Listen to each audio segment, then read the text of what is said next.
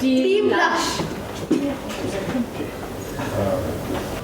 क्या है ना, हम जहाँ पे भी जाते तहलका सा मचा देते एक्चुअली टू गुड है हम लोग। विराट सिंह राठौर की गाइडेंस और विजन के बिना ये कॉम्पिटिशन जीतना बहुत मुश्किल है। Hi guys, welcome. टीम लक्ष्य का स्वागत करते हैं।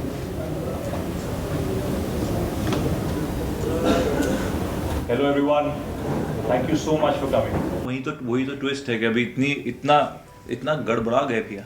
Now it's going to be crazy. Now it's going to be crazy. Romanchak. Like how we are discussing. Romance से romanchak. That's like a thing, you know. Yes, finally he's going to know कि मैं ही निशा हूँ और मैं ही आरती हूँ. And ये मैं बहुत ही अच्छी तरीके से बताना चाहती थी इनमें. But then thanks to your बुआ जी, she just screwed it up for all of us.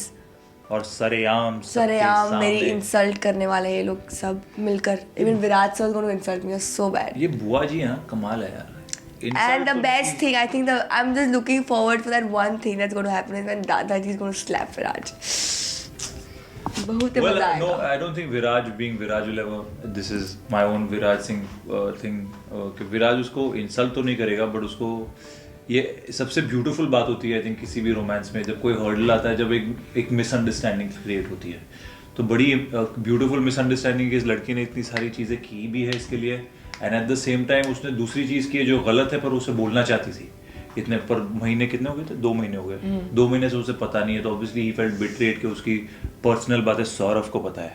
Saurabh को क्यों बताया आपने? मतलब He's my best friend यार. बट कम ऑन यार, देखो यही से बात शुरू होती है. सौरभ को कहा, मेरे घर वालों को भी पता है, कजिन को भी पता है, बंटी को भी पता है, बंटी को भी पता है, सिर्फ दादाजी को नहीं पता था. आज मालूम पड़ गई. हाँ, बंटी को भी पता है कि मतलब वो कायरा के साथ कजिन्स यार, निशा और उसके कजिन्स, तो निशा तो अपने कजिन्स को सब कुछ ही बताएगी ना. एग्जैक्टली. तो विराज भाई जरा थोड़ा हर्ट हो गए, थोड़ा नहीं बहुत हर्ट हो गए कि भाई ऐसे.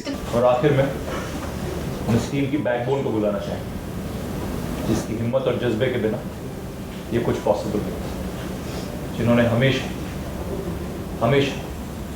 इन लक का साथ. Ladies and gentleman, miss Nisha Rathore.